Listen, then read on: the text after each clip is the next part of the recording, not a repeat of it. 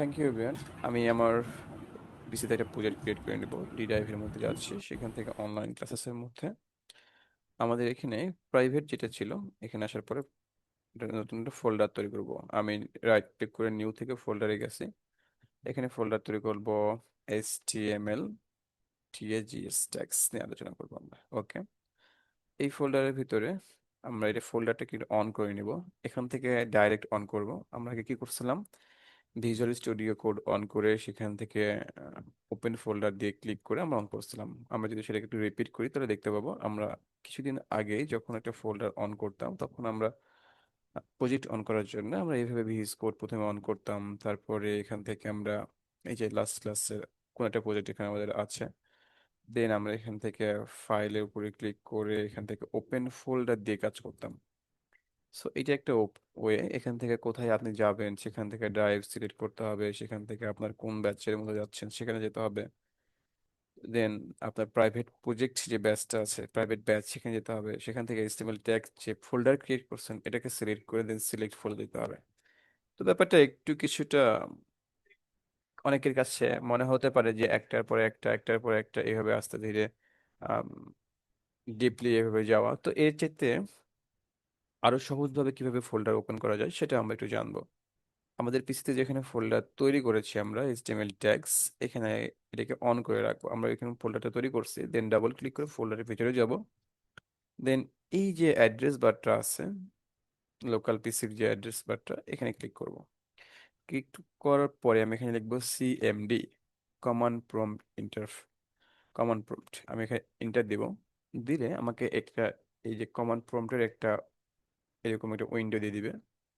সেখান থেকে আমি কি করবো, এখানে লিখবো code space dot, code space dot লিখে আমি যদি ইন্টার দিই তখন আমাকে কি করবে, এই ফোল্ডার এই ফাইলটাকে তারা ভিজুয়াল স্টুডিও কোডে অন করে দিবে। চলেন দেখি। ক্লিক করলাম, বুম, এই যে হয়ে গেছে। ওকে, তাহলে আমাদের দেখেন HTML ট্যাগস ফোল্ডারটা অন হয়ে গেছে এবং ফোল্ডারটার অ্যারো সাইনটা নিচের দিকে আছে। দ্যাট মিন্স ফোল্ডারটা আমাদের এখানে অন আছে। ওকে ফাইন, ফোল্ডারটা যেহেতু আমাদের এখানে অন আছে, আমরা এখানে একটা ফাইল ক্রিয়েট করব। ফোল্ডার পেয়ে গেছি আমরা, একটা প্রজেক্ট করার জন্য একটা ফোল্ডার প্রয়োজন। একটা প্রজেক্ট করার জন্য প্রথমে আমাদের একটা ফোল্ডার স্ট্রাকচার নিতে হবে। ফোল্ডারের মধ্যে ফাইলগুলোকে অ্যারেঞ্জ করতে হবে। ফোল্ডারের মধ্যে আরো ফাইল হতে পারে। আমরা এই নিউ ফাইলে ক্লিক করলাম। নিউ ফাইলে ক্লিক করার পরে আমি এখানে দেবো ইন্ডেক্স ডট এইচটিএমএল।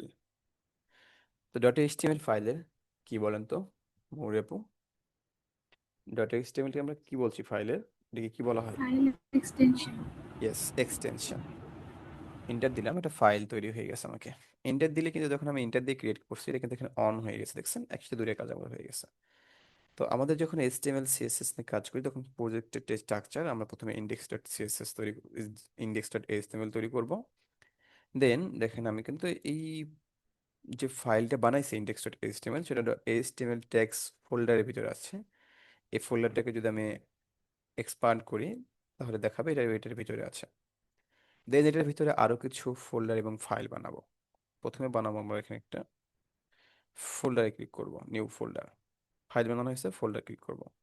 এই প্রজেক্টের জন্য আমাদের বিভিন্ন ডিজাইন করার জন্য বিভিন্ন CSS প্রয়োজন হবে। দ্যাটস ওয়াই আমরা ওখানে CSS একটা ফোল্ডার বানিয়ে রাখবো।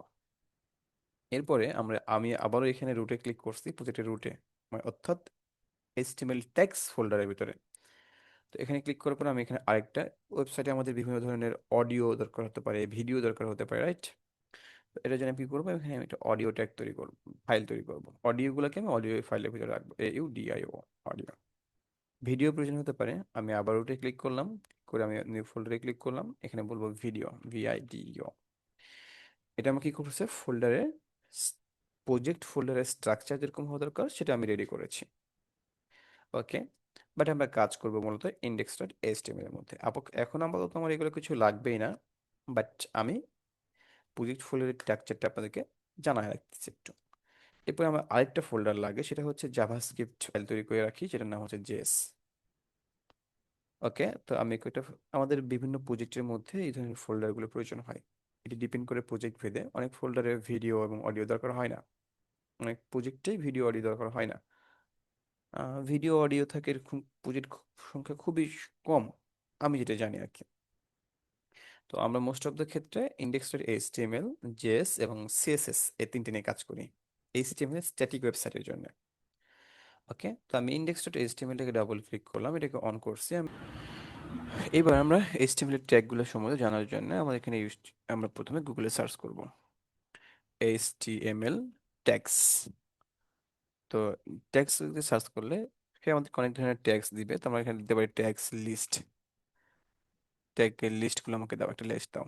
যে দেখেন এখানে আমি যদি ইমেজ অন করি অথবা দুটো ওয়েবসাইটে যাই, HTML element reference, HTML tag A to Z, তো বিভিন্ন ট্যাগ আমাদেরকে দেখাবে।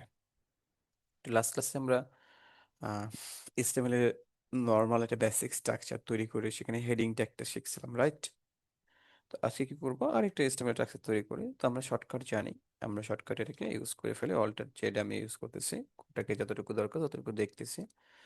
এই আমাদের কোড, আমার কিবোর্ডটা এখানে আছে, আমি যদি অল্টার প্রেস করি তাহলে আমাকে এই লাস্টের দিকে নিয়ে আসতেছে, আরেকটা অল্টার প্রেস করলে ডকুমেন্টে নিয়ে আসতেছে। তো আমি কিবোর্ডের ব্যাক স্পেস থেকে ক্লিক করলাম, টাইটেল থেকে মুছে দিয়ে আমি আমাদের টাইটেল দিব। আমরা বলবো HTML tags, TAGS tags. Save করে ফেলবো।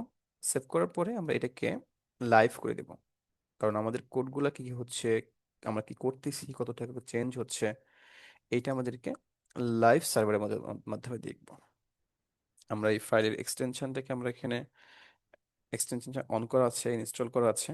আমরা এখান থেকে গো লাইভে ক্লিক করব, দেন আমাদের এখানে ব্রাউজার অন করবে, ডিফল্ট ব্রাউজার। এই ডিফল্ট ব্রাউজার কিভাবে সেট করবো সেটা আমরা কিন্তু অলরেডি শিখেছি। তো এখানে আসতে আমাদের দেখাচ্ছে এইচটিএমএল ট্যাগ, এই লেখাটা দেখাচ্ছে। এর পাশে যে আইকনটা আছে এটাকে বলা হয় ফ্যাব আইকন। ফ্যাব আইকনটা চেঞ্জ করতে হবে, একটা প্রফেশনাল ফ্যাব আইকন দিয়ে আমরা একটু পরেই শিখবো। বডির মধ্যে এসে আমরা H1 ট্যাগ শিখছিলাম লাস্ট ক্লাসে, হেডিং ট্যাগ গুলা। আরেকবার আমি হেডিং রিপিট করলাম, HEADING, হেডিং 1, হেডিং ট্যাগ আমরা শিখছিলাম। এরপর আমরা প্যারাগ্রাফ ট্যাগ শিখছিলাম, পি ট্যাগ দিলাম, দিয়ে বললাম লরেম কত, লরেম বললাম, অল তার ইচ্ছা মতো কিছু কোড দিয়ে দিকে আমাকে টেক্সট দিয়ে দিলাম। ওকে, সেভ করলাম। সেভ করলে আমরা দেখতে পাবো আমাদের ওয়েবসাইটে এরকম হচ্ছে। আমি আরেকটা পি ট্যাগ এখানে অন করব, অথবা এইটা যেটা আছে সেটাকে আমি কপি করতে পারি। কপি করার জন্য কি করব, আমি যে যতটুকু কপি করব আমি এখানে কন্ট্রোল C মেরে আবার পেস্ট করতে পারি, অথবা ভিজুয়াল স্টুডিও কোডের শর্টকাটে আমরা কপি পেস্টটা করতে পারি। আমি আপনাকে বলেছিলাম যে ভিজুয়াল স্টুডিও কোডের শর্টকাট যে ব্যাপারগুলো আছে এগুলো একটু জানতে, একটু রিসার্চ করতে। তো এখান থেকে আমি সিলেক্ট করে যদি এখন alt shift down arrow press করি, কিবোর্ডের alt shift down arrow, down arrow, তাহলে এটা একটা কপি হয়ে যাবে। সেভ করলে সেভ হয়ে গেছে, দেখ দুইটা ট্যাগ, কিন্তু দুইটা প্যারাগ্রাফ আমার হয়ে গেছে। আমি একটা কাজ করতে পারি, এখানে আমি বলতে পারি প্যারাগ্রাফ 1, PARAGRAPS, প্যারাগ্রাফ 1। আরেকটা তৈরি করবো প্যারাগ্রাফ 2। আমি লরেম টেক্সটটাকে রাখতেছি না, কপি করলাম। আমি এখানে এই লরেমের আগে দিয়ে দিই এটাকে paragraph, control V, paragraph 2, save করলাম। দেখেন একটা প্যারাগ্রাফ 1 আর একটা প্যারাগ্রাফ 2। Okay fine. আমি নিচের দিকে কি করব, ওয়েবসাইটে আমি এই দুটো জিনিস আমরা আগেও জানছি এটা কিভাবে কাজ করে। এবার যেটা নিয়ে কাজ করবো আমরা, একটা অ্যাঙ্কর ট্যাগ নিয়ে জানবো। আমরা বলতেছিলাম HTML hyper text of markup language. এই হাইপার টেক্সট বলা হচ্ছিল মূলত এই অ্যাঙ্কর ট্যাগের জন্য। অ্যাঙ্কর ট্যাগ দিয়ে কি করে, যে এক পেজ থেকে আরেক পেজে যে যায়, মুভ করে, এই মুভিং সিস্টেমটা তৈরি করা হয় অ্যাঙ্কর ট্যাগ দিয়ে। আর অ্যাঙ্কর ট্যাগ সহজে সংক্ষেপে তারা বলছে অ্যাঙ্কর এ লিখে এন্টার দিলে অ্যাঙ্কর ট্যাগটা পেয়ে যাচ্ছি। এবং অ্যাঙ্কর ট্যাগ এতে যখন লিখবেন, আমি ম্যানুয়ালি ট্যাগটা লিখি, অ্যাঙ্কর ট্যাগ লিখলেন, এটা অ্যাঙ্কর ট্যাগের ক্লোজিং, এখানে লিখলেন যে ক্লিক হিয়ার, ক্লিক হিয়ার অথবা ক্লিক মি বলতে পারেন। এখন অনেকে ক্লিক মি, আমাকে ক্লিক কর বাটনটা বলতেছে, এটা অ্যাঙ্কর, যে ক্লিক করো। আমি এখানে আসছি, দেখাচ্ছে এখানে ক্লিক মি দেখাচ্ছে, বাট এখানে যে মাউস নিলে যেখানে ক্লিক হবে, ক্লিক করার কোনো অপশন আমাদেরকে বলতেছে না। কেন বলছে না, কারণ এই জায়গাটার মধ্যে আমাদের এখানে কিছু নাই। আমরা এখানে এসে বলবো কি ক্লাস নেম, ক্লাস, সরি আমরা এখানে ক্লাস না লিখে আমরা এখানে লিখবো এইচ রেফ, এইচ রেফ হাইফার রেফ, রেফারেন্স, এইচ রেফের মধ্যে আমরা এখানে একটা ছোট্ট করে একটা লিঙ্ক দিয়ে দিতে পারি, যে আমাদের এখানে ক্লিক করলে আমাদের ওয়েবসাইটটা যাবে কোথায়। তো আমরা একটা লিঙ্ক দিয়ে দিতে পারি। সেই লিঙ্কটা কি, চলেন আমরা এটা যে কোনো একটা লিঙ্ক কপি করে নিয়ে আসি। facebook.com হতে পারে আমাদের। তো আমরা এখানে দিলাম facebook.com, আমি ফেসবুকের লিঙ্কটা কপি করি, facebook.com, এই যে ফেসবুক আছে না, ফেসবুকে কপি করলাম। অর্থাৎ আমার এখানে কেউ ক্লিক করলে আমার ওয়েবসাইটটা facebook.com আমাকে নিয়ে যাবে। সেম ভাবে আমি আরেকটা তৈরি করতে পারি। আমি এখানে ক্লিক করার পর অল্টার শিফট ডাউন করে দিচ্ছি, ক্লিক, এটাকে বললাম ক্লিক ফেসবুক, এটার নাম হচ্ছে ফেসবুক। আচ্ছা, এটার নাম হচ্ছে click Google, GOOG, Google. Save করলাম, আর এখানে নিয়ে যাবে www.com, google.com-এ, google.com-এ। এটা হচ্ছে ইউটিউব, YOUTUB, ইউটিউব।